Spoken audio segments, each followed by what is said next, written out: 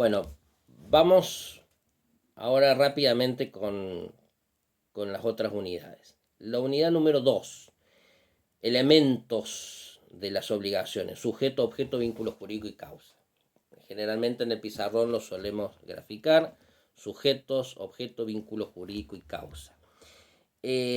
Acá lo que hay que tener presente es justamente que los sujetos parece obvio de que lo son las personas humanas y las personas jurídicas, pero esta obviedad habrá que ver en la situación concreta de qué ocurre, porque la obligación jurídica la suscribe una persona de 17 años. ¿Jurídicamente es capaz para obligarse, sí o no?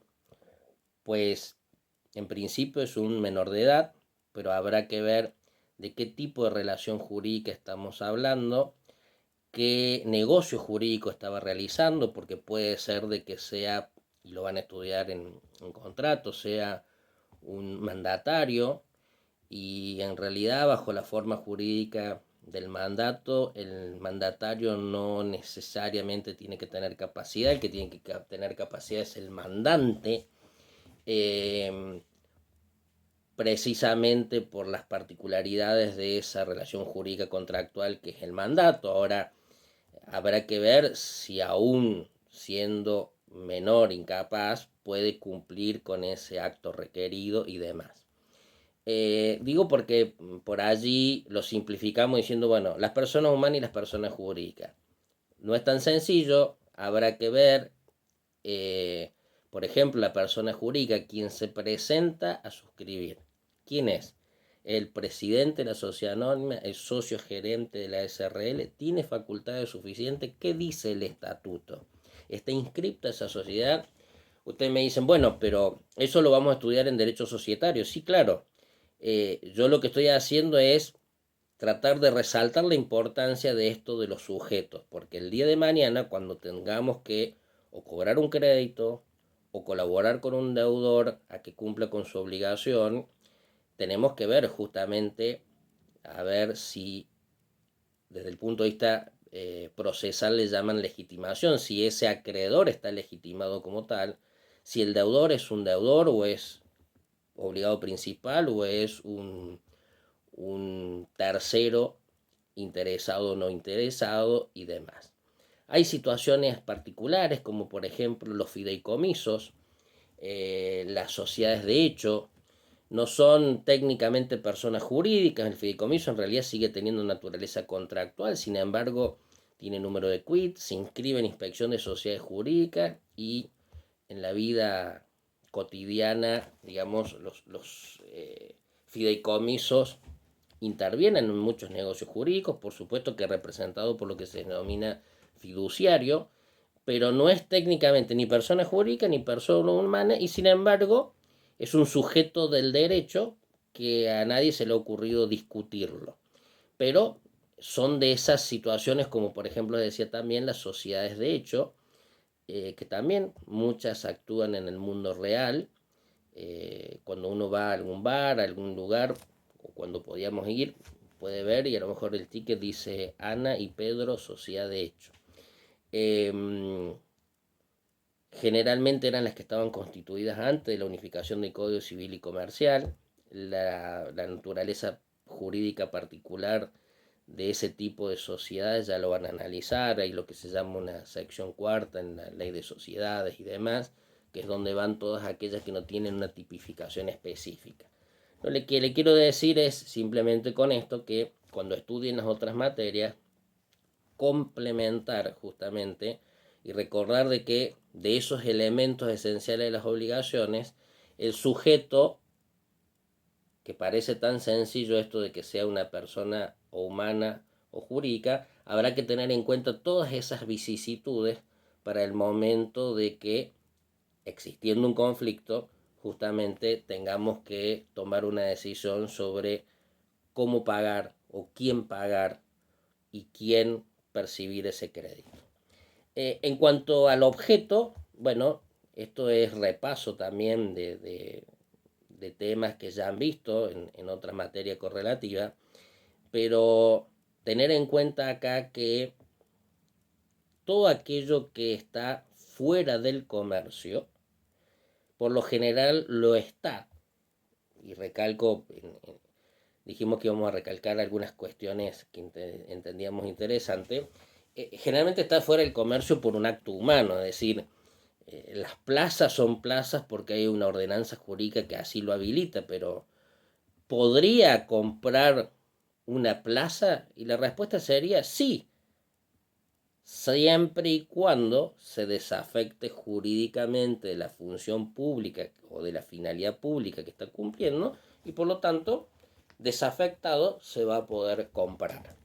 Digo, es un hecho, depende de un hecho humano, ¿no? No es lo mismo que decir un terreno en la luna donde no existe la posibilidad fáctica de ir a tomar posesión.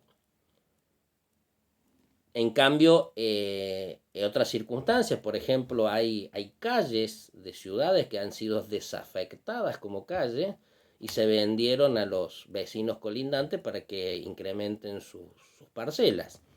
Entonces digo, tengamos en cuenta ahí no la respuesta automática de decir, bueno, una calle, una plaza, ¿se puede vender? No, en realidad es sí, siempre y cuando la desafecte. Mientras no la desafecte, no ingresa al mundo jurídico y por lo tanto no podría ser objeto de una relación jurídica obligatoria en este caso.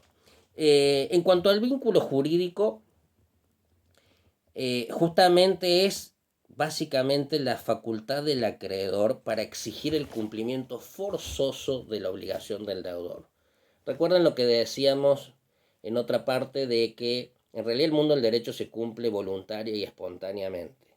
Si viene un amigo y me presta $1000, billetes, y yo después de la pandemia voy y le devuelvo $1000 billetes, él no va a tener que recurrir a ningún abogado y a ningún juez para cobrarme, no me van a tener que embargar ningún bien y tampoco vamos a tener que entrar en el análisis si tengo que pagar en dólares billete, en pesos a la cotización del dólar oficial, del dólar paralelo, del contado con liquidación o demás, como vamos a ver en la unidad de obligación de suma de dinero. Simplemente el hecho, perdón, la obligación nació y se extinguió voluntariamente. Lo importante acá del vínculo jurídico es justamente qué facultad, qué hace, cómo hace el acreedor para cobrar. Pues bien, básicamente consiste en la ejecución de la obligación en la medida que se pueda ejercer las potestades jurídicas o jurisdiccionales. Si le debo dinero, me embargarán mis bienes bajo el principio de que el patrimonio es la prenda común del acreedor. Si el tipo de obligación sea, por ejemplo, una obligación de hacer, como ya lo estuvimos estudiando, y no pudiendo ejercer violencia sobre la persona del deudor y no cumplido por el deudor, bueno, podré pedir o la ejecución por un tercero, si era una obligación no personal, una obligación donde el deudor podría ser sustituido, o directamente el acreedor puede pedir la indemnización de los daños y perjuicios que efectivamente acredite el deudor, perdón, el acreedor haber sufrido. Digo porque no es que tenemos un billete de lotería y ya con eso es suficiente, sino que son los perjuicios efectivamente ocasionados que lo van a estudiar en el derecho de daño. Entonces el elemento vínculo jurídico es el que permite al acreedor exigir de manera forzosa cuando el deudor no quiera cumplir con la prestación a la cual se comprometió. Mientras los deudores cumplan sus obligaciones espontáneamente, esto del vínculo jurídico se torna abstracto de alguna manera. Está muy bien lo que justamente me habían preguntado en algunos de los mails, varios me habían preguntado en el sentido de quién es acreedor y quién es deudor. Pues bien, en una visión estática tenemos un acreedor, que es el destinatario de la prestación, y un deudor, que es el que se comprometió a cumplirlo. Pero muchas veces, depende de la causa, esas relaciones jurídicas son relaciones jurídicas u obligaciones recíprocas, es decir, el acreedor es acreedor de algo, pero también simultáneamente es deudor de alguna otra prestación, y recíprocamente el deudor es deudor, pero también acreedor de algo. El típico ejemplo es la compraventa. El que vende, por ejemplo, el inmueble es acreedor del precio, pero es deudor de entregar la cosa. Y el comprador es deudor del precio y acreedor a recibir la cosa. Por lo tanto, habrá que estar justamente a cuál es el negocio jurídico subyacente, que es el que nos permitirá determinar en cada situación quién es acreedor y deudor. El vendedor entregó la casa, o sea, ya cumplió con su obligación, la entregó, pero nunca cobró el precio, entonces acreedor del precio, y eso es lo que nos va a preocupar de ahora en adelante, cómo cobrar ese precio. Él ya entregó. El deudor pagó el precio, pero nunca recibió la casa, entonces ahora, si bien era deudor del precio, lo que nos interesa es justamente que no le han entregado la casa, entonces él pasa a ser acreedor de esa entrega, y allí es donde nos vamos a tener que concentrar. Bueno, y finalmente la causa, que es todo hecho idóneo, dice el nuevo Código Civil y Comercial. En el código anterior, y la doctrina sigue justamente, digamos, tomando eso para explicarlo, se decía que eran los contratos, cuasicontrato, delito, cuasidelito, la ley. Ahora se habla de hecho idóneo, es decir, de toda circunstancia jurídica que el ordenamiento jurídico le dé justamente entidad suficiente para que haya alguien, denominado acreedor, que pueda exigir de manera forzosa, vínculo jurídico, el cumplimiento de esa prestación. Acá, si yo a alguien que no conozco jamás le mando una carta o documento emplazándolo para que me pague 1.000.000 de pesos, directamente el destinatario de eso ni siquiera me debe responder, porque jamás me vio, jamás me conoció, tampoco entró en una situación jurídica con alguna de las empresas que uno pueda tener, por ejemplo, porque usted dice, bueno, no lo vio a usted, pero contrató con una sociedad de la cual usted forma parte, pero en realidad estamos hablando de un tercero totalmente ajeno. No hay ninguna causa por la cual pueda, en este caso, aunque yo le haya mandado una carta o documento, exigirle el cumplimiento de una prestación que nunca nació. Al no haber causa no hay nacimiento, no nació al mundo jurídico.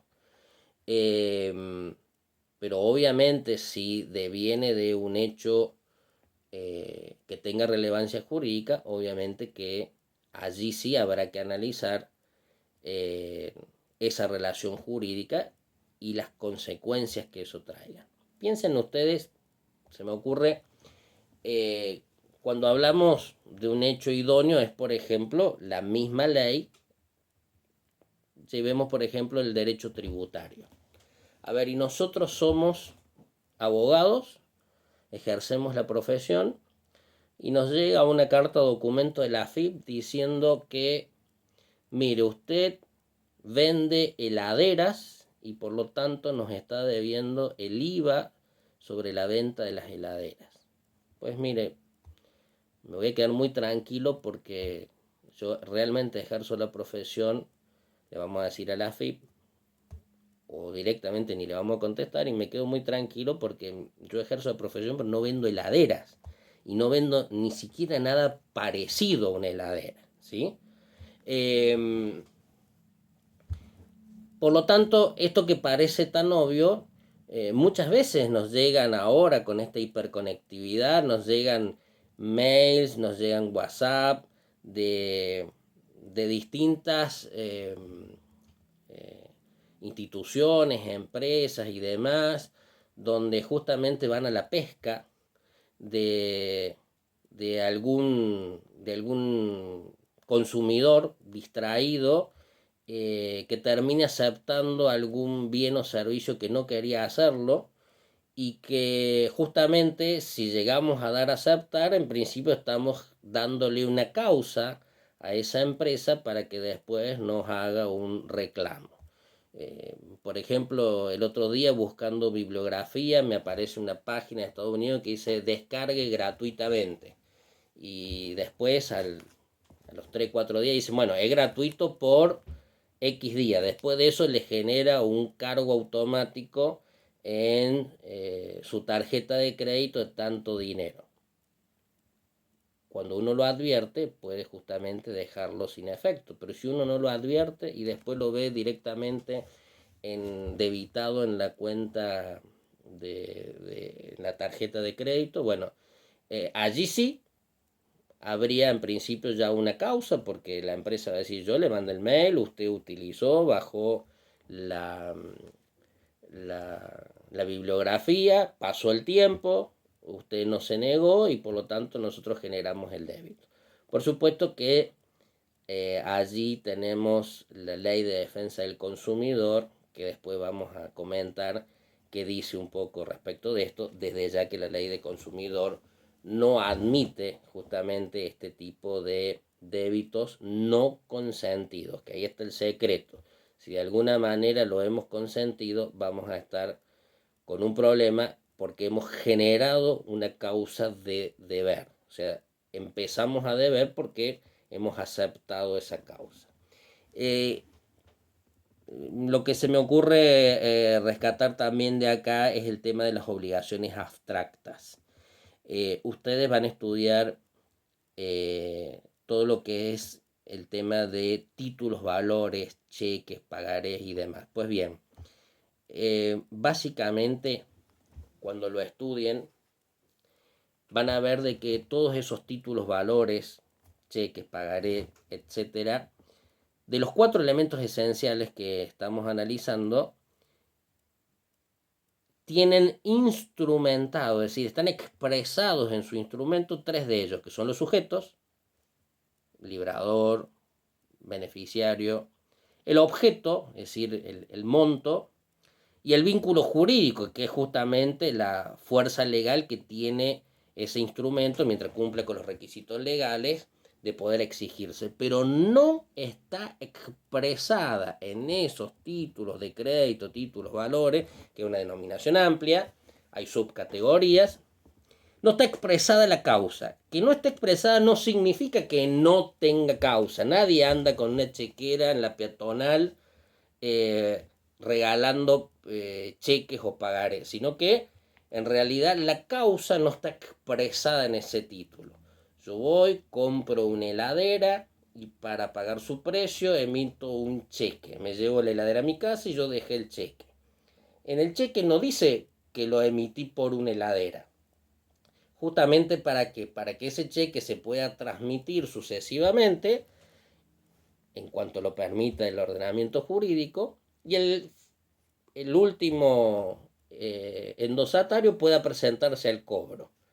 Si estuviera expresada la causa, imagínense que el último endosatario, cuando vaya al banco, le dijeran, no se lo pagamos porque Cariñano dice que la heladera calienta en vez de enfriar. Y le va a decir, ¿qué tiene que ver la heladera con todo esto? Pues bien, justamente por esa razón en los títulos de crédito, títulos, valores, cheque, pagaré y demás, no se expresa por qué se ha librado ese título valor, justamente para permitir la circulación y para que el último pueda efectivamente cobrarlo. Y ustedes me dicen, profe, ¿y si es cierto que la heladera calienta y no enfría? Le tendré que reclamar al que me la vendió, a la luz de la ley del consumidor, proveedor de bienes y servicios, pero no puedo dejar de pagar aquel cheque. Esas son las obligaciones abstractas, es decir, aquellas relaciones jurídicas que hicieron abstracción de la causa, pero es una abstracción porque no está expresada en el título constitutivo de ese título valor o de ese título de crédito, pero no es porque no tengan causa. Si no hay causa, no hay ningún tipo de relación jurídica obligatoria porque falta el elemento constitutivo.